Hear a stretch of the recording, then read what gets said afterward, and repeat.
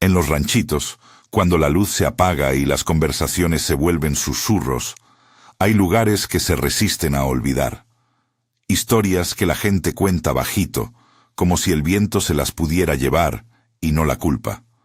Descubre historias macabras en ranchitos que nadie quiere recordar.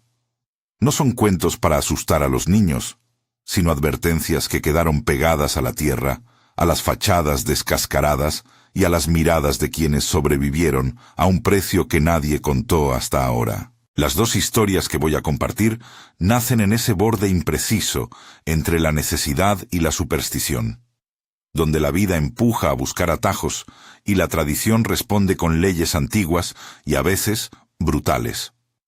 No hablo de milagros fáciles ni de fórmulas.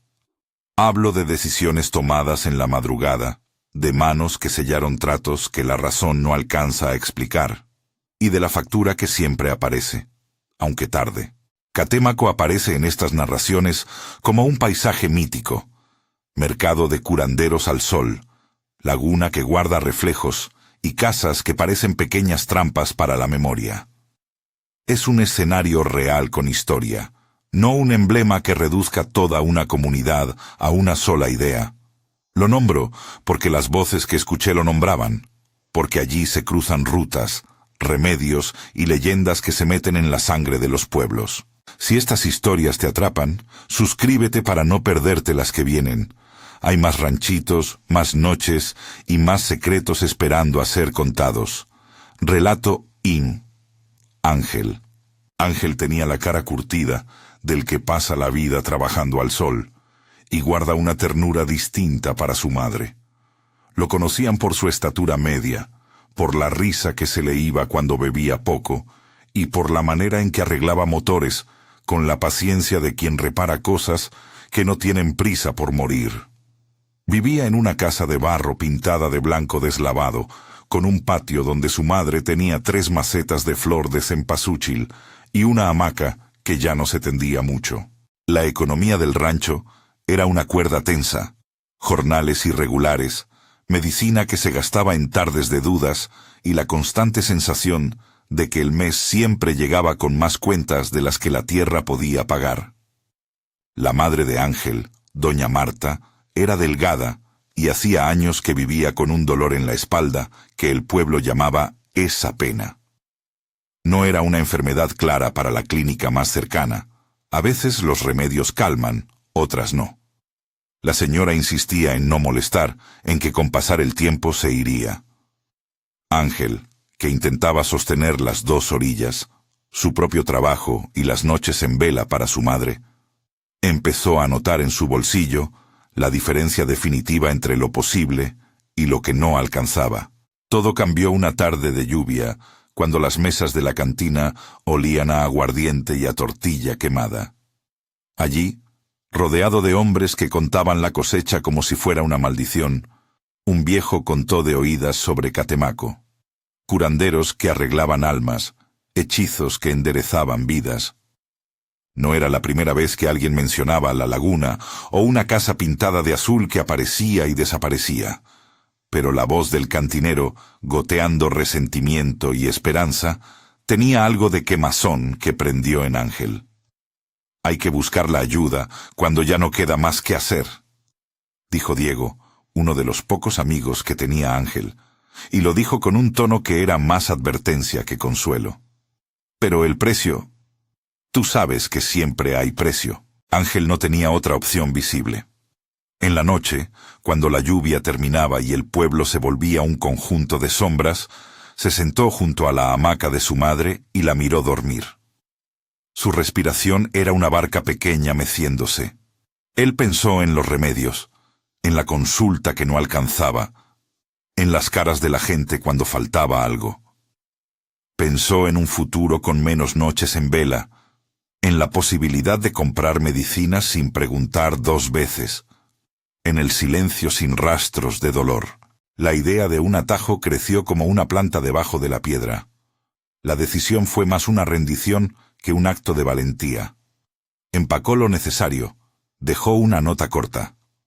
Vuelvo pronto. No porque creyera volver, sino porque las palabras a veces hacen menos ruido que la verdad, y partió hacia el sendero que, según los rumores, llevaba a Catemaco. El viaje no era largo, pero para él fue una ceremonia. Pasar por pueblos que olían a barro y café, cruzar puentes de madera que crujían como mandatos, llegar al sopor de un mercado donde los seres humanos se convertían en mercancía y las palabras en moneda. Catemaco, visto desde la distancia, se parecía a una postal vieja.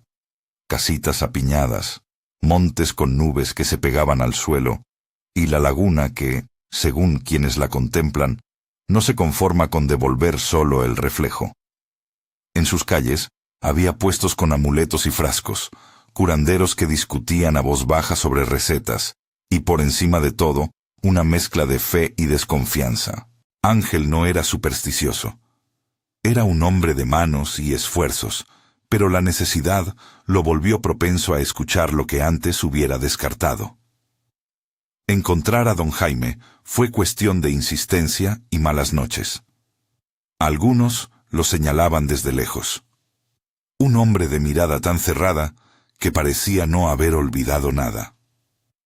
Otros decían que había pasado tiempo en la ciudad y volvió distinto, con la calma del que sabe que la gente trae lo que busca. La casa de don Jaime estaba apartada, una construcción que se enroscaba como si no quisiera que nadie supiera dónde empezaba o terminaba.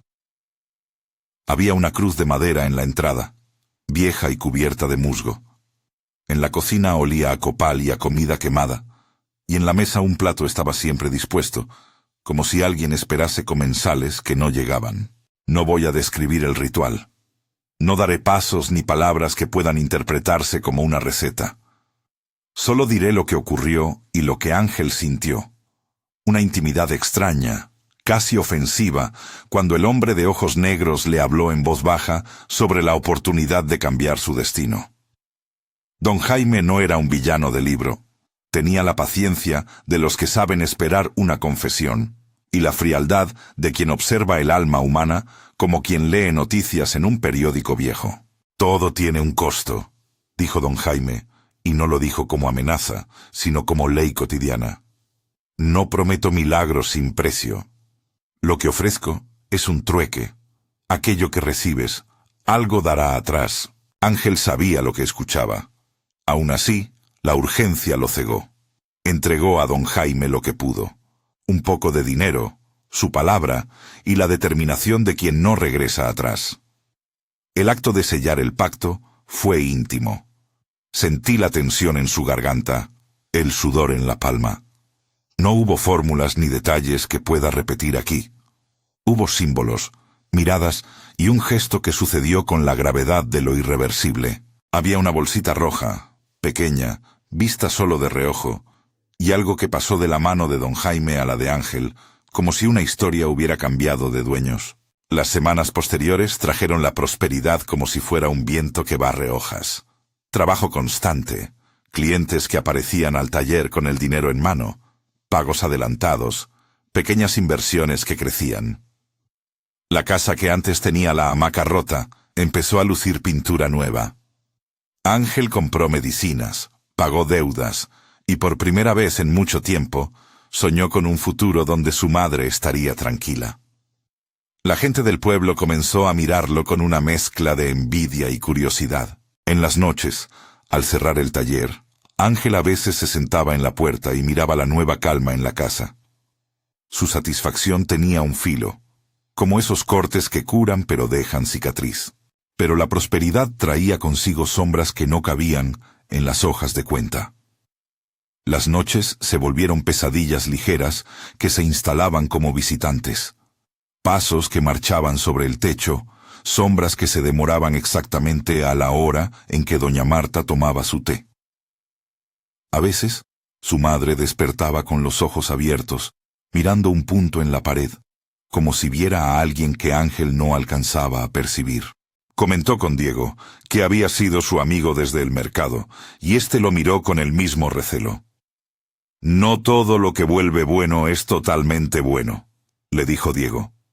«Ten cuidado con lo que has pedido». Ángel rió, asustado solo en la risa. La culpa tiene formas sutiles. se instala como una nota disonante en la música diaria. Él intentaba ignorarla con trabajo, con más horas, con algún vino. No quería ver lo que sabía en noches profundas. Un perro negro que pasaba por el patio, que no ladraba, que solo se sentaba a mirar la casa. No lo decía en voz alta. No lo mencionaba porque decirlo era nombrarlo, y nombrar era reconocer. El primer encuentro con el nahual fue una madrugada donde la luna estaba enferma, y la laguna respiraba con sonidos que parecían gatear hacia el rancho. Doña Marta no estaba en la hamaca.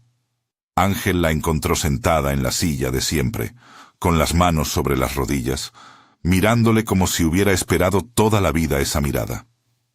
Sus ojos, normalmente cálidos y cansados, estaban desorbitados por un terror que no coincidía con los dolores habituales. La expresión de su rostro era una mezcla de sorpresa y un miedo antiguo, de algo que no tenía nombre. «¿Qué tienes, madre?», preguntó Ángel, y su voz se le fue quebrando. Ella no respondió con palabras. Algo, dentro de su mirada, estaba entregando un nombre que él sabía que no podía pronunciar. Los vecinos del pueblo, cuando supieron, dijeron que la habían visto en el pueblo a la mañana siguiente. Su cara pálida, la boca entornada y una frase repetida que nadie entendía del todo. Al tercer día, doña Marta murió. No fue una muerte ruidosa, ni dramática. Fue una rendición como si no quedara fuerza para pelear. Los rumores comenzaron a condensarse. Que si la muerte había sido repentina, que si la vejez la cobró con prisa. Ángel no aguantó la mirada de la gente. Bajó las persianas de la casita con manos temblorosas y sintió por primera vez el peso completo de lo que había elegido. La prosperidad empezó a desdibujarse. Los pagos se demoraron. Los clientes, los mismos que habían llenado su taller, se fueron enfriando, y con el tiempo, la pintura nueva comenzó a pelarse bajo la lluvia. Pero lo peor no fue la pérdida económica. Fue la certeza de que aquel perro negro, con ojos como brasas, merodeaba por el pueblo. Aparecía en la distancia, en los bordes de las calles, y nadie lograba espantarlo. Nadie, salvo los que lo veían y bajaban la mirada. Ángel intentó regresar a Catemaco para pedir explicaciones, para exigir una devolución, para pedir que le quitaran ese peso. Fue un viaje urgente, con la urgencia de quien busca redención. Llegó a la dirección que don Jaime había dado y se encontró con una casa en ruinas y un patio invadido por la maleza. Lo más extraño fue la ausencia de la pintura azul, que, según los otros relatos, era característica de la casa del curandero. En su lugar, solo quedaba un solar vacío, como si la memoria misma hubiese sido arrebatada allí. Preguntó en el pueblo. No encontró a nadie que hablara de don Jaime con la misma seguridad que antes. A veces, una persona le decía que nunca existió, otras, que se había ido. La bolsita roja, la que había visto de refilón, ya no tenía sentido tangible. Se desvanecía en relatos contradictorios. En la conciencia de Ángel, sin embargo, todo estaba intacto. Sabía lo que había hecho. Sabía lo que había dado. La tensión escaló cuando los aullidos comenzaron a escucharse cerca del taller. Eran sonidos largos, que partían en lo profundo de la noche y subían como una condena. Había días en que el perro aparecía a la entrada del rancho y olfateaba el umbral hasta que Ángel salía y lo encontraba sentado, inmóvil, con los ojos rojos clavados en él.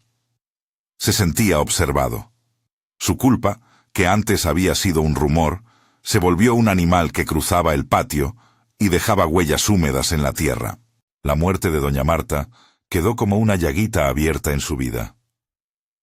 Ángel se arrepintió de muchas cosas, de no haber insistido más con la clínica, de haberse ido a la cantina aquella tarde, de haber escuchado la promesa fácil. Intentó hacer las cosas bien. Habló con el padre del pueblo, con mujeres que eran respetadas por su sobriedad, con un joven que decía conocer a curanderos que trabajaban para el bien. Pero las respuestas siempre daban vueltas y terminaban en la misma palabra: precio.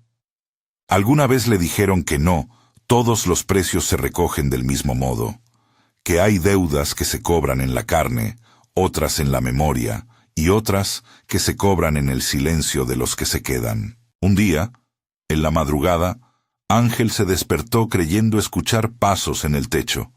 Era una sensación tan precisa que le debió la sangre en las sienes. Bajó la escalera, encendió la luz y salió al patio. No había nada visible salvo la tierra húmeda y las huellas de la lluvia. Pero allí, en la línea donde la sombra se une con la noche, la casa azul que había visto una vez en su camino aparecía como una marca en su memoria. Ahora faltaba. Antes de irse, Ángel había jurado que la encontraría, que tocaría la puerta y forzaría una explicación. Aquella noche, al mirar el terreno donde debería estar la casa, se dio cuenta de que lo imposible ya se había tornado familiar. La casa había desaparecido como si nunca hubiera estado. En sus manos, las herramientas que le habían dado la prosperidad ahora le pesaban como culpabilidad. La gente murmuraba. Unos lo evitaban. Otros, de viejo conocimiento, le espetaron que había traído mala suerte al pueblo. Él respondía con la mirada. Ya no tenía palabras que calmaran. Había días en que se sentaba en la orilla del camino y veía cómo los demás caminaban sin mirar atrás. Los aullidos seguían presentes, como si una presencia esperara su momento para reclamar lo que se le debía. Ángel empezó a notar más. Cosas pequeñas que creaban un patrón. La eternidad del corretear de un animal por la noche. La sensación de que alguien lo acompañaba en la sombra. La inclinación extraña de los gatos del barrio hacia un punto que él no alcanzaba a ver. Intentó tomar medidas, encender velas, colocar incienso, pedir consejo. Todo quedó en gestos que no pudieron traer a su madre de vuelta ni disolver el olor de culpa que siempre flotaba en su ropa. A veces se sentía ridículo, otras, atormentado. La línea entre la razón y la superstición se convirtió en un hilo que él ya no podía sostener. Después de muchas noches sin descanso, acercándose a la locura del arrepentimiento, Ángel escribió una carta. No la anunció. La dobló con manos precisas y la dejó en la mesa con la intención de leerla antes de actuar. No puedo transcribir la carta porque pertenece a su intimidad, pero sí puedo decir que concluía con una frase que él repetía en voz baja en la oscuridad. «Perdóname, mamá». Era una súplica que sonaba a excusa, a petición, a ruego que no podía deshacer lo hecho. Esa frase quedó flotando en el rancho como una campana quebrada. A partir de ahí, las cosas comenzaron a acelerar.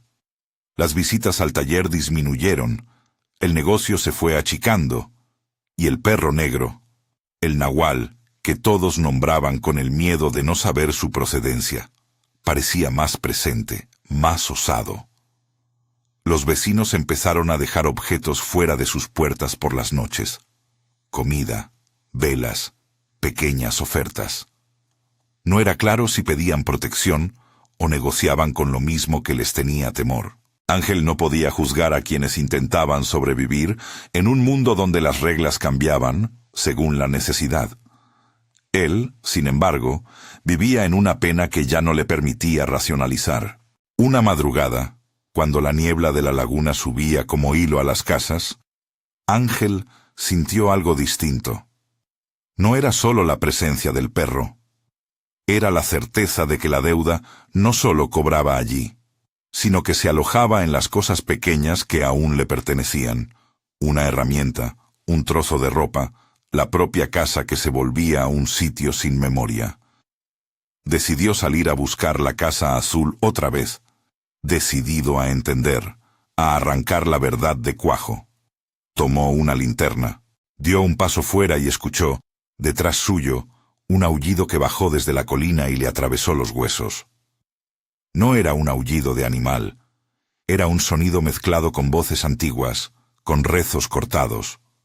Su pulso subió. Avanzó. Cuando llegó al lugar donde la casa supuestamente había estado, la tierra estaba fresca, como si algo hubiera sido removido hace poco. No había huellas humanas alrededor, solo marcas de garras que no correspondían a animales comunes. Ángel se inclinó, olió el aire y sintió un rastro de copal y sal. Se levantó con el corazón golpeando la noche, y en ese instante, detrás de un cercado, un par de ojos rojos lo miraron. No hubo pelo visible ni figura clara, solo dos luces que se prendieron y lo fijaron como si fuese la última pieza de un acuerdo inconcluso. El relato de Ángel podría haberse detenido ahí, en la confrontación, en la decisión final de luchar o huir. Podría contarse cómo intentó exorcizar la deuda o cómo entregó todo lo que le quedaba para recuperar lo perdido. Pero lo que sigue es una historia que no concluye con una sola mano de justicia. Lo que sigue tiene nombres, ecos y consecuencias que se extienden más allá de su propio arrepentimiento.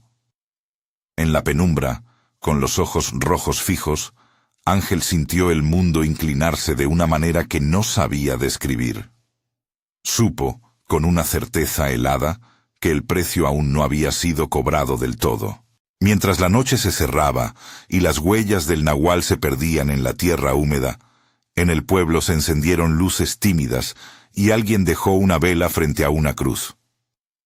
Las historias aquí no terminan con un rayo de claridad.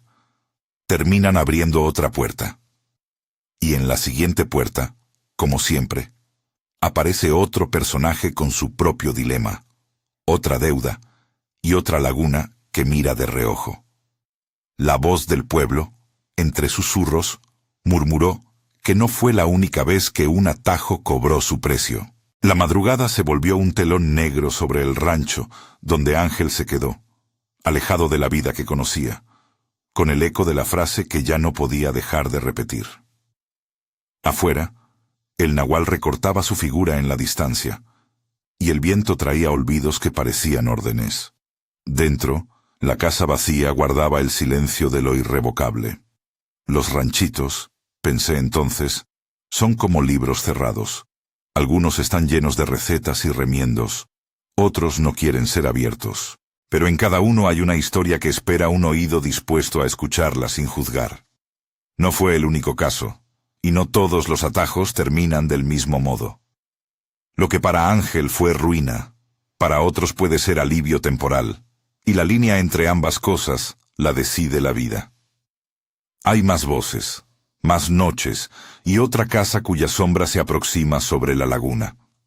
Las paredes del pueblo parecen guardar un aliento que aún no ha exhalado del todo, y en esa espera, alguien más levantará los ojos y decidirá si caminar hacia la orilla o quedarse en el umbral.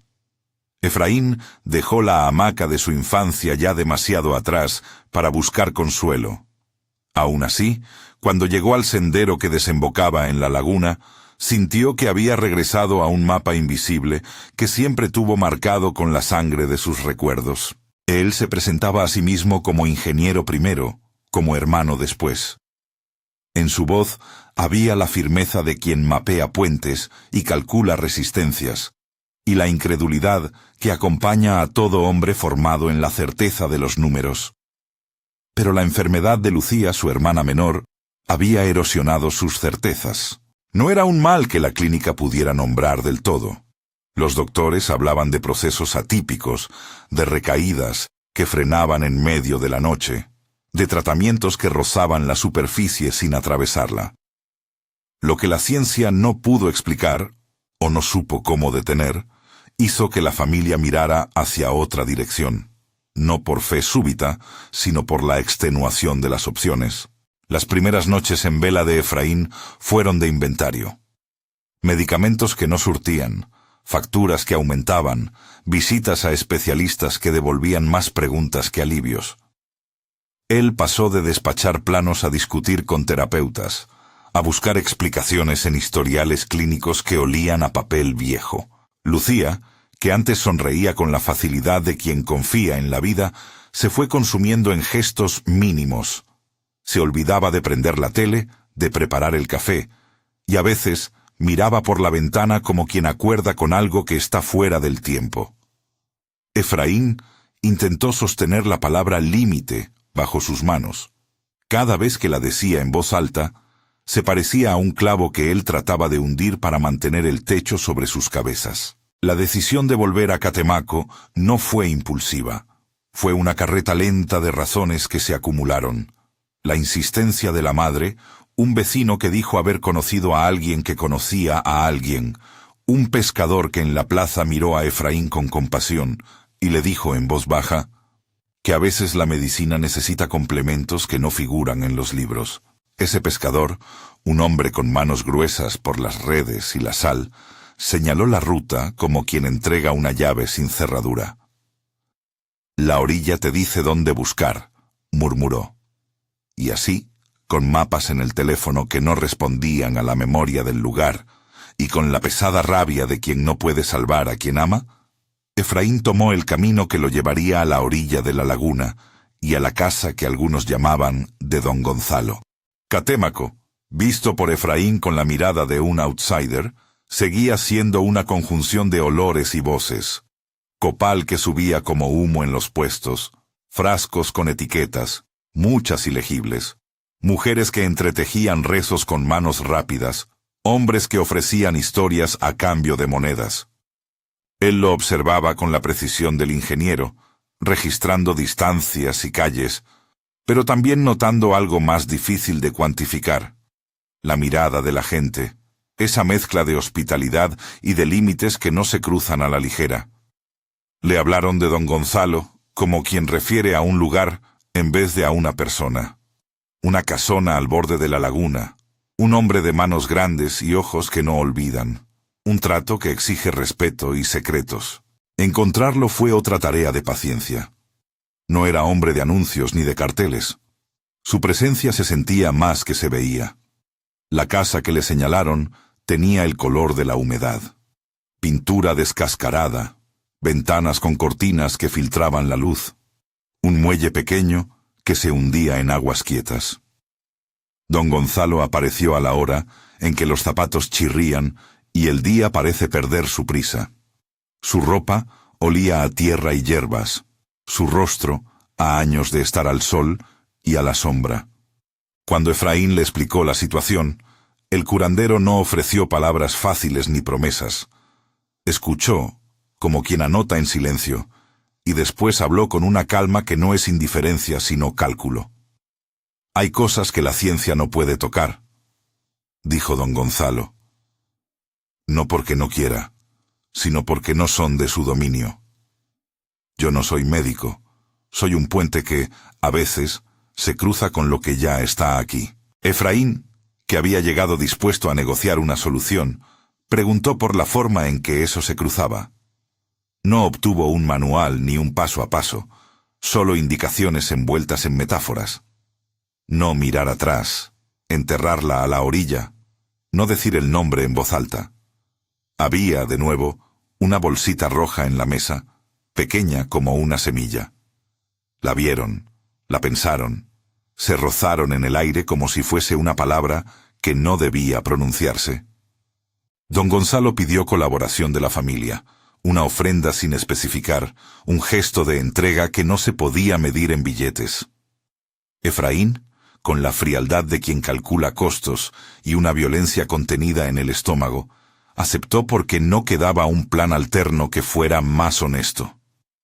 El ritual, no es mi intención detallar acciones, fue un ejercicio de confianza en lo desconocido.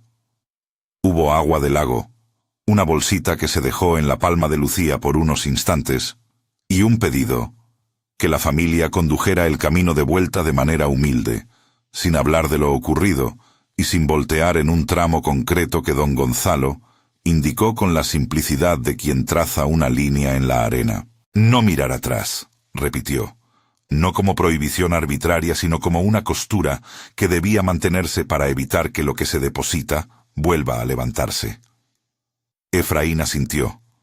Su corazón, que antes pensó en fórmulas y máquinas, ahora latía como si midiera el precio en segundos. La noche en la que volvieron, la laguna parecía contener su propio aliento. Lucía dormía con una calma que Efraín reconoció como nueva, como si el sueño le hubiese cerrado la herida por dentro. En el camino de regreso, la familia mantuvo la promesa. No miraron la orilla donde la bolsita había sido enterrada. El viento movió los árboles y la oscuridad pareció segura tras la espalda. Llegaron a casa con pasos que no resonaban tanto por el miedo como por la incredulidad de lo que podía ser una recuperación. Al día siguiente, Lucía se levantó y preparó el café. Su risa volvió con torpeza, como quien repasa un viejo hábito, pero allí estaba, su voz intacta. Los ojos de Efraín se llenaron de algo que no era solo alivio, sino el asombro de quien ve una ecuación fugarse del papel hacia una realidad que no entiende. La madre lloró, abrazó, agradeció. En la vecindad se corrió la voz. La chica que tuvo casi un adiós estaba viva y caminaba. Hubo alguna comida improvisada en la casa. Hubo vecinos que tocaron la puerta. Hubo por un rato la sensación de que el mundo aún podía ordenar sus piezas. Pero la realidad tiene un modo de poner énfasis donde uno menos lo espera. Efraín no había contado con la manera en que la deuda cobra en otra forma. No tardaron en aparecer consecuencias que no estaban escritas en el recibo. Un pescador que conocían de vista fue hallado al amanecer flotando en la orilla, amarrado con redes que nadie reconoció. Ningún signo de violencia clara, solamente un cuerpo que la corriente devolvió con quietud. La gente murmuró. Algunos hablaron de desgracias, otros de viejas letanías. La familia de Efraín, que aún celebraba la recuperación de Lucía, enfrentó la noticia como quien escucha un rumor demasiado cercano. ¿Qué había cambiado para que alguien más pagara? Efraín, que había ido a buscar respuestas prácticas, ahora tenía que cargar con una sospecha que le olía a culpabilidad. La explicación que ofrecían en voz baja, que a veces los favores se pagan con lo que no ves, le caló hasta los huesos. Empezó a prestar atención a las sombras, pasos que venían de la nada, el sonido de una cuerda tensándose donde no había cuerda, la repetición de un nombre que no era el suyo. En los bordes de su vista, la noche se recortaba con formas que se doblaban, como si intentaran alcanzar lo que la familia les había ganado a la desgracia. Efraín intentó volver a Catemaco para entender qué había pasado, para pedir que le explicaran si había otra manera de devolver lo tomado. Llegó al muelle donde el agua refleja las casas, como si las devolviera con cierta piedad. Pero la casa de don Gonzalo estaba cerrada. Nadie respondió a las preguntas. Un par de mujeres, que tejían redes en la plaza, dijeron que el hombre se había ido hacía tiempo. Un hombre mayor, con la piel curtida por el sol, negó con gesto que conociera al curandero en los términos que Efraín lo recordaba. La bolsita roja no estaba. La casona parecía haberse disipado en el aire, o al menos eso pensó Efraín al mirarla. La memoria del lugar la cubría con una pátina que le impedía sostenerla como prueba. Al regresar, la vida recuperó por un momento cierta ligereza. Lucía salía con amigos, trabajaba en la tienda del pueblo, reía más. Pero la paz era frágil, como un vaso fino. Efraín fue despertando a una sensación que no se resignaba a aceptar una deuda sin reclamación. Empezó a percibir, durante la noche, un tirón en el pecho, como si una mano invisible apretara el interior de sus costillas. Soñaba con una figura acuática que se le acercaba sin prisa. La oyó hablar en lenguas que no reconocía, en frases que le rozaban el oído como si supieran su nombre. En la oficina, trabajando con planos, su pulso se aceleraba sin razón. Todo, en suma, parecía conspirar para recordarle que el alivio de Lucía había tenido un costo. Alguna vez, en una madrugada donde la niebla venía del río y se pegaba a las casas, Efraín salió a caminar. No buscaba a nadie. Buscaba un silencio donde poder contar su miedo sin que éste se devolviera como burla. Al pasar por la plaza, vio un grupo reunido alrededor del puesto del pescador que había muerto. Había flores, una vela, una bolsita negra dejada por manos anónimas. Los murmullos decían que aquel pescador había hablado mucho en sus últimas noches de sombras que no veía antes, de un olor a copal que le venía cuando pescaba, de una sensación de que algo en la orilla lo llamaba. La gente, en su mezcla de respeto y temor, cerraba la boca como quien guarda una herida. Efraín se acercó a la vela y apoyó la mano. En su interior, la culpa se mezcló con una rabia que no sabía dónde depositar. ¿Cómo haber intercambiado la vida de otro por la de su hermana? No tenía pruebas. Tenía, eso sí, un abismo de intuiciones que para un ingeniero equivalían a certificados de falla. Empezó a cuestionar lo que aceptó aquel día en la casona. ¿Había alternativas? ¿Había condiciones que no entendió? ¿O simplemente había pagado sin saber a quién se le cargaba la cuenta? Las respuestas se perdían en la bruma. Con el tiempo, nuevas señales se sumaron y conformaron un patrón que no era solo su imaginación. Lucía, a veces, al ducharse, se quedaba mirando el espejo como si viera algo detrás de su propia imagen. A veces, sus manos salpicaban el agua con movimientos de quien espanta una sombra. Una vecina comentó que había oído de madrugada ruidos de remos en la orilla cuando nadie navegaba. Los gatos de la calle se erizaban en ciertos puntos del jardín, como si alguna presencia invisible cruzara por allí. Efraín comenzó a entender que la deuda, si de algo era, no le pertenecía exclusivamente. Se distribuía, se movía, buscaba nodos humanos donde anclarse. La búsqueda de don Gonzalo se volvió obsesión. Efraín volvió una y otra vez al pueblo, preguntando en las plazas, en la taberna, en las orillas donde los pescadores contaban historias, con la rutina de quien rapiña el silencio. Pero la figura que lo ayudó esa tarde parecía diluirse en el tiempo. Algunos hablaron de un anciano que cambió de lugar. Otros dijeron haberlo visto marcharse con la misma bolsa roja que algunos recuerdan en historias de antaño. Nadie, sin embargo, dio una respuesta definitiva. Era como si la ayuda que habían aceptado estuviera diseñada para no dejar rastro, para permitir que lo que se entrega no fuera reclamado ni devuelto por la vía visible. Mientras tanto, la vida del pueblo siguió su curso con la peculiaridad de un lugar que guarda secretos de noche. Algunos empezaron a dejar pequeñas ofrendas en la orilla de la laguna como prevención. Otros, más pragmáticos, reían y decían que todo era superstición.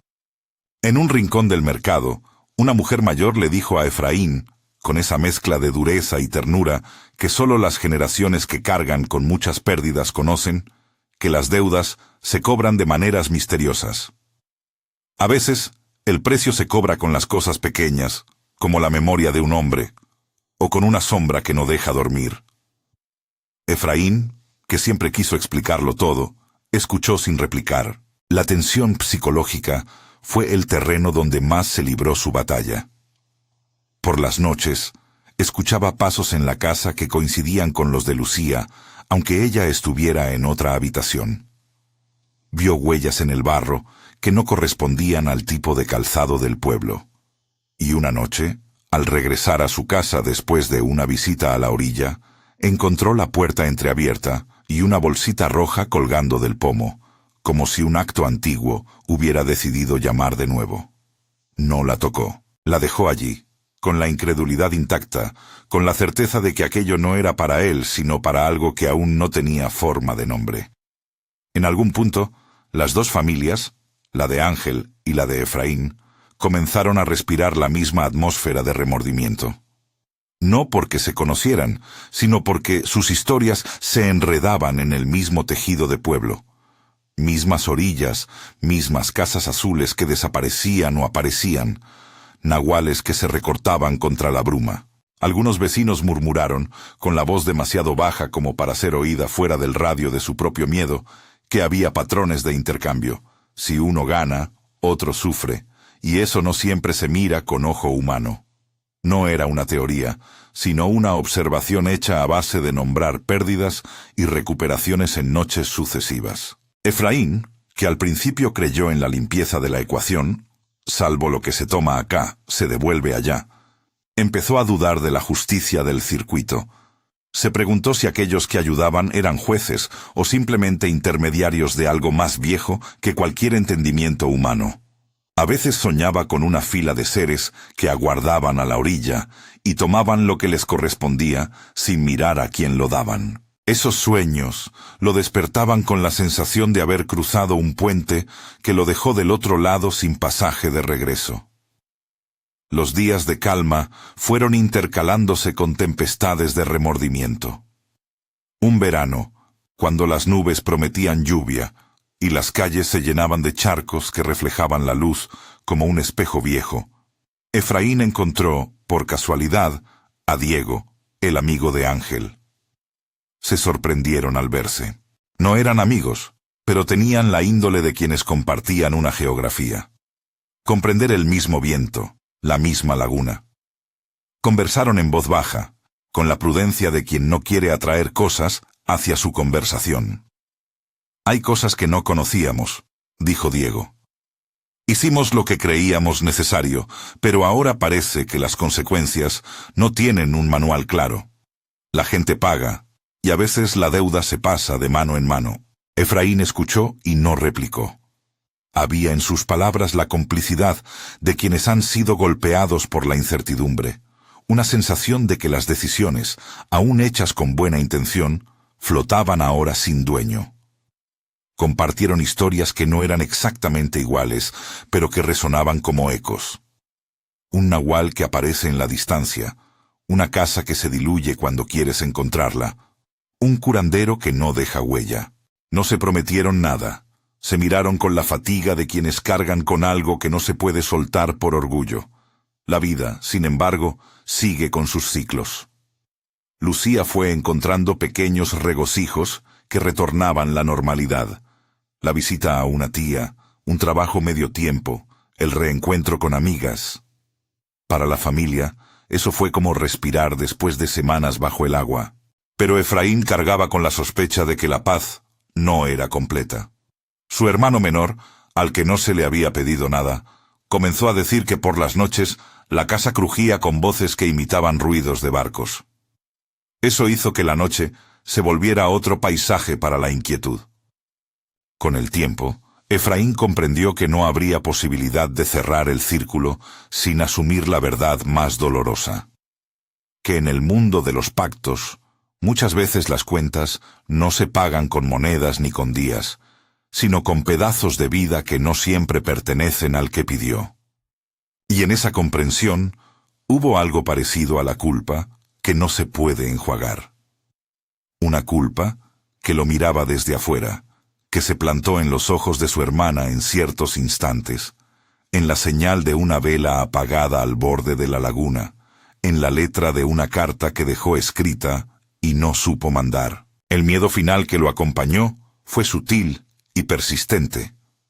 No hubo exhibición de magia ni espectacularidad. Hubo, más bien, una modificación en la textura de la cotidianidad. La ventana de la cocina, que antes devolvía la noche con su reflejo, empezó a mostrar a veces un doble, algo que se movía detrás de Lucía cuando ella lavaba platos, algo que parecía contento con la banalidad de la vida. Efraín, habituado a medir tensiones y cargas, no encontró una fórmula que equilibrara la ecuación.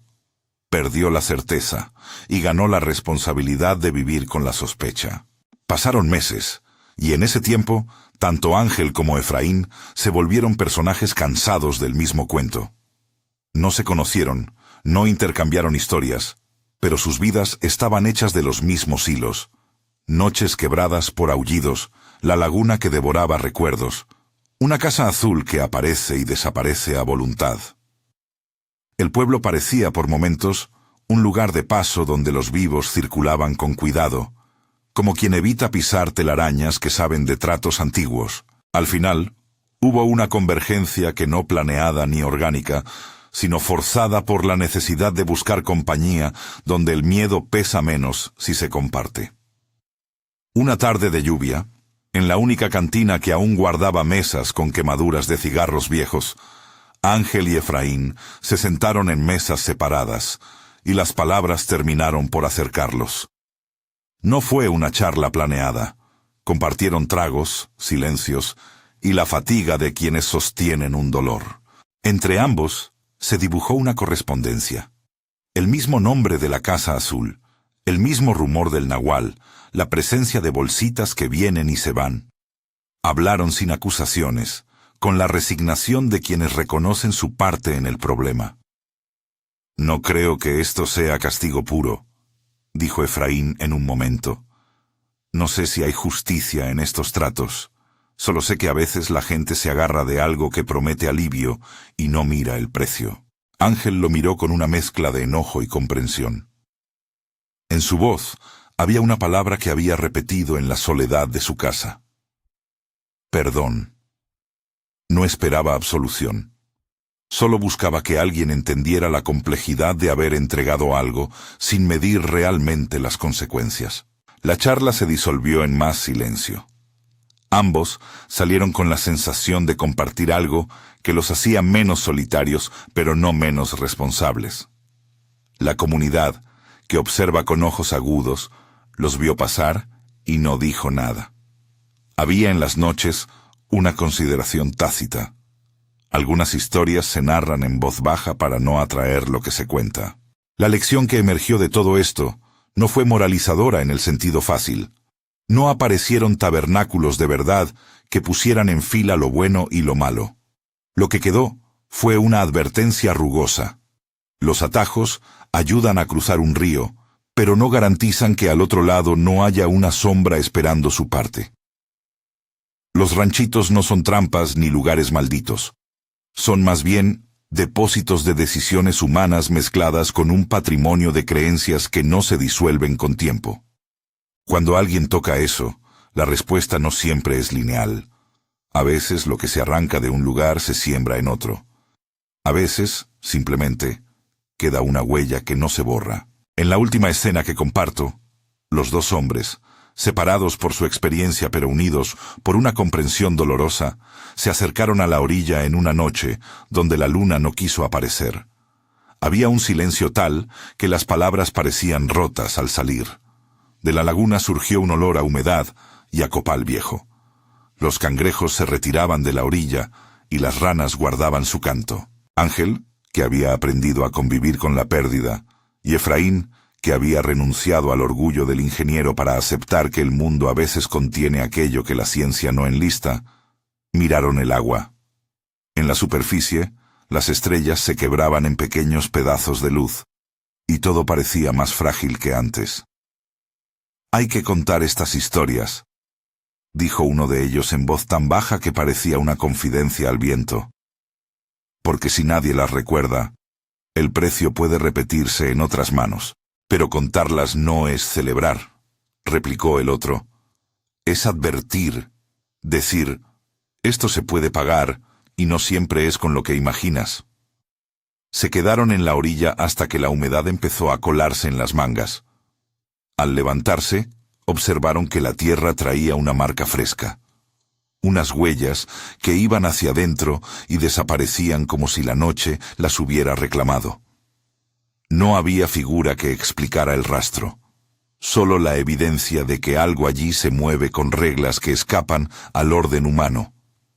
Al regresar al pueblo, supieron que su rol ya no era solo sobrevivir, era también relatar con la medida justa para que otros entiendan que el alivio puntual puede acarrear una factura que no se escribe en papel.